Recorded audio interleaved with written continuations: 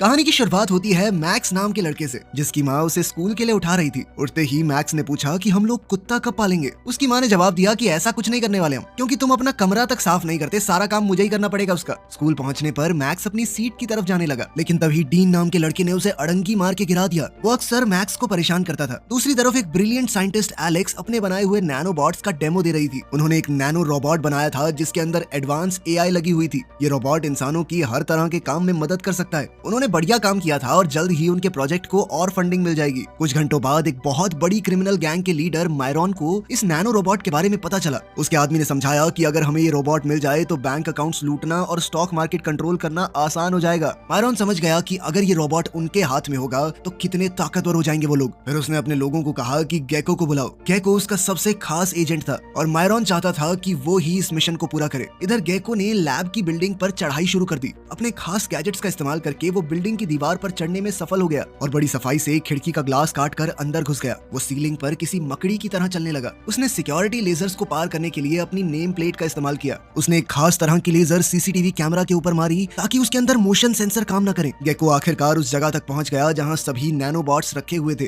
Gecko जैसे ही अपना decoder machine में लगाने लगा, इतने में ही गार्ड आ गया। उसे देखते ही गेको छुप गया, पर तभी डिवाइस ओपन हो गया और उसकी आवाज ने गार्ड का ध्यान खींचा। मौका पाकर गेको ने भी तुरंत गार्ड पर हमला किया और भाग गया। लेकिन इस सब के बीच अब जोर जोर से अलार्म बजने लगा। गेको ने सिलेंडर उठाया और गार्ड से बचता हुआ बिल्डिंग के अंदर भागा।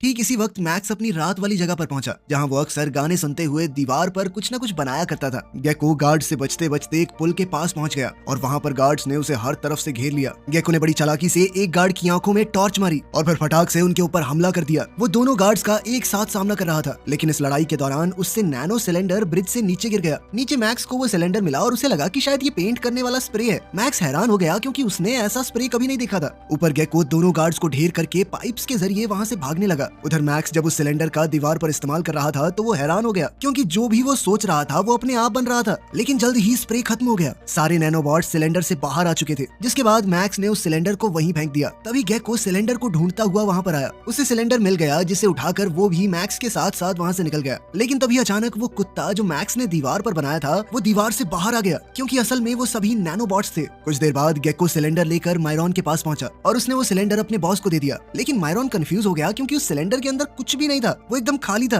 उधर मैक्स घर वापस जा रहा था और उसके पीछे पीछे वो रोबोट कुत्ता आने लगा। कुत्ते ने गलती से कूड़े का डब्बा गिरा दिया और जब मैक्स ने पलट कर देखा तो वो इनविजिबल हो गया। मैक्स सोचने लगा कि शायद कोई खतरनाक आदमी उसका पीछा कर रहा है, तो वो घबरा कर अपने घर की तरफ भागने लगा। कुछ देर बाद पुलिस वाले जांच पड़ताल करने के लिए लैब में पहुंचे। एलेक्स जगह पर घूमते हुए ये समझने की कोशिश करने लगी कि चोरी आखिर हुई कैसे। फिर वो अपनी साथी स्काइबा से मिली। स्काइबा ने उसे बताया